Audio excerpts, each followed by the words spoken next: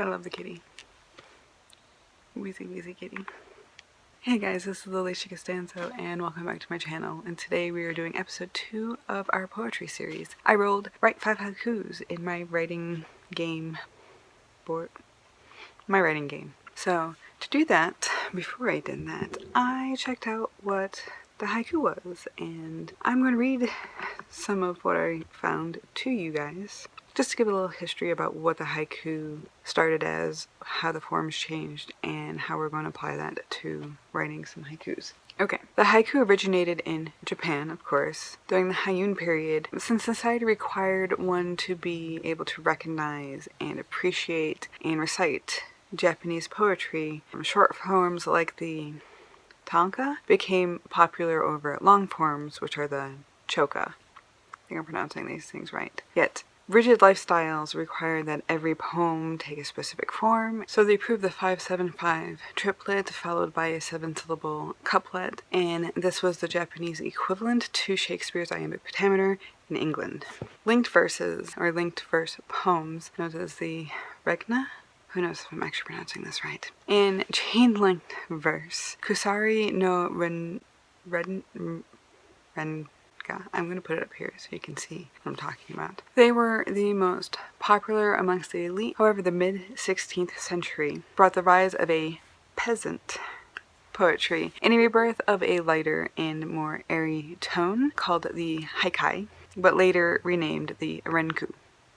Noticing how those two words work together, do we? So the haikai began with a triplet called a haiku, which was considered the most important part of the poem, and it had two primary requirements. One, a seasonal word, or a kyoji, and a cutting word or exclamation. In the late 17th century, poet Basho transformed the haiku into an independent poem that became known as the haiku. He was a fan of spontaneous prose, and that became so popular throughout Japan that Tenro, a contemporary school of haiku, included 2,000 members from all over the country that met in designated temples to write 100 haikus a day out of dedication. Since Basho, these poems have mirrored the Zen ideal and gone through many transformations, but a good haiku today is similar to when Basho developed the form. Haiku should be an observation of natural, commonplace events in the simplest of words without verbal trickery. Or it is best known to be effective because of its sparseness. It's a simple snatch of memory, a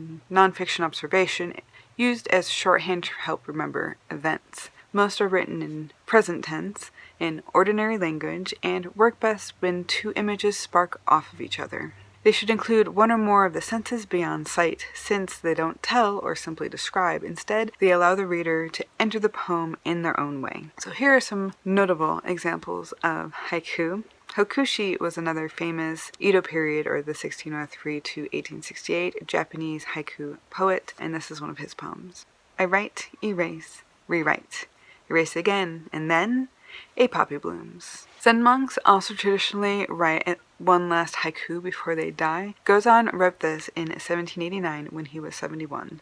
The snow of yesterday that fell like cherry blossoms is water once again. Poet Kobayashi Isa wrote a world of dew, and within every dewdrop, a world of struggle.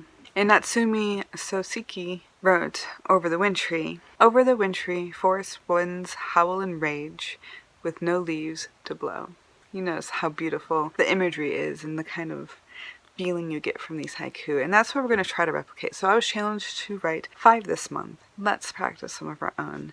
This is me writing these things. It took me a little bit because of the sparseness and really understanding what I wanted to write about in each one.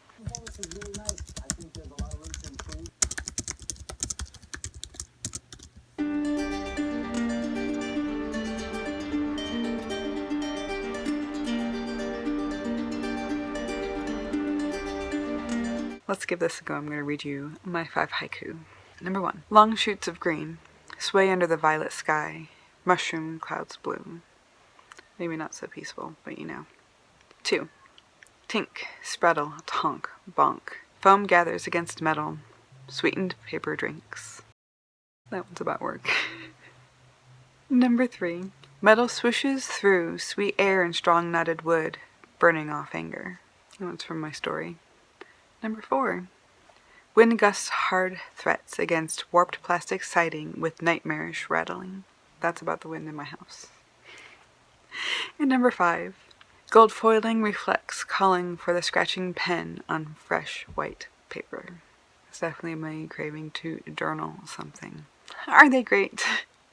Like the notable ones, not so much. But you know what? That was a lot of fun. I hope you learned something about haiku. I hope you try writing some haiku. Let me know what your favorites are. Please share some that you write with me in the comments below. I'd love to hear them. And let me know if you're enjoying this poetry series. I will bring you another one soon.